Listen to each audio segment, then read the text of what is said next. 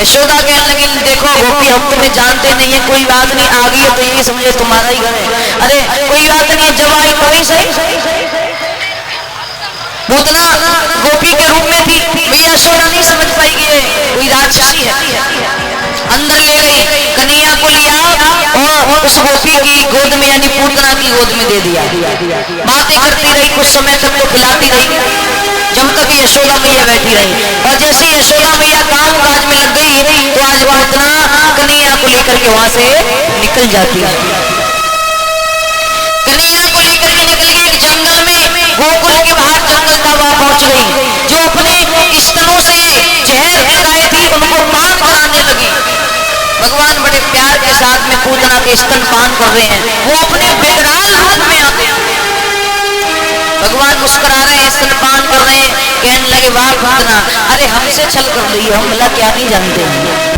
तन की जाने मन की जाने चित्त की जाने चोरी, और यूं हर से कहा छिपो जिनके हाथ में जीवन डोरी, जिनके हाथ में सारे संसार की जीवन डोरी है, उनसे छल कर रही है।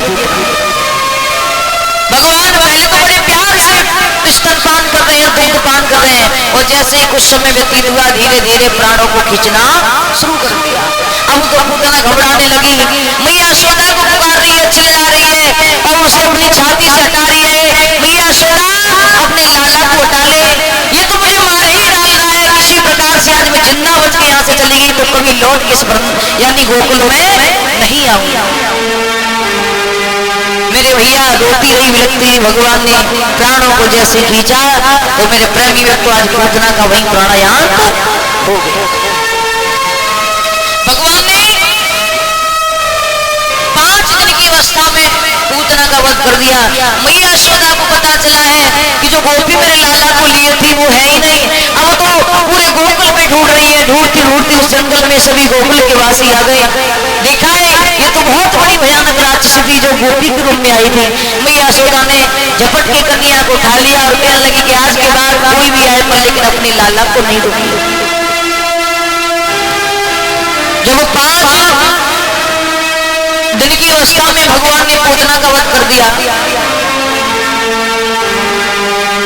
ये पूतना कौन थी? ये पूतना पूर्व जन्म में राजा बलि की लड़की रतनमाला थी। जब वामन भगवान राजा बलि को छलने के लिए गए, दरवाजे पर पहुंचे तो राजा बलि और रतनमाला वामन भगवान का सम्मान करने के लिए आए। और जैसे ही रतनमाला ने वामन भगवान को देखा, बालक बन के गए थे, तो मन में विचार करने लगी, हे परमात्मा ऐसा बालक मेरी कोख से जन्म लेता तो माँ का दर्जा देती, बालक बहुत सुंदर है। वामन भगवान रतनमाला के मन की बात समझ गई और मन ही मन में कहने लगे, रतनमाला तेरी कोख से जन्म तो मैं खैर नहीं ले पाऊंगा, पर लेकिन इतना जरूर है कि तू माँ का दर्जा में जरूर ले। उसके बाद में वामन भगवान ने राजा बलि को छल लिया, 3.5 कदम पृथ्वी में तीनों लोगों को नाप लिया। तो पूतना जो थी पूर्व जन्म में रतनमाला, वो रतनमाला कहने लगी है, हे प्रभु ये बालक तो बहुत छल लिया है, इसने तो मेरे पिताजी को ही छल लिया, 3.5 कदम पृथ्वी में तीनों लोगों को नाप लिया। अरे मेरी जात में ऐसे पुत्र को तो मैं जहर दे करके मार दूं, वो ही अच्छा है। वामन भगवान रतनमाला के मन की बात समझ गए और कहने लगे ये भी तुम्हारी इच्छा पूरी होगी। तो वही रतनमाला द्वापर में आकर के पूतना बनी, जो सर्वप्रथम स्तनपान कराए, मां का दर्जा दिया और जहर भी पान कराया। जब पूतना मारी गई, कंसराज को पता चला कि पूतना मारी गई, अकासुर राक्षस को भेजा। अकासुर राक्षस को भेजा, भगवान ने 11 दिन की अवस्था में अकासुर का वध कर दिया। उसके बाद मेरे प्रेमी को बकासुर को भेजा, 22 दिन की अवस्था में बकासुर को मार दिया। उसके बाद रावण धनकासुर नाम के 2 राक्षसों को भेजा। भगवान ने 2 महीना 13 दिन की अवस्था में दोनों राक्षसों का वध कर दिया।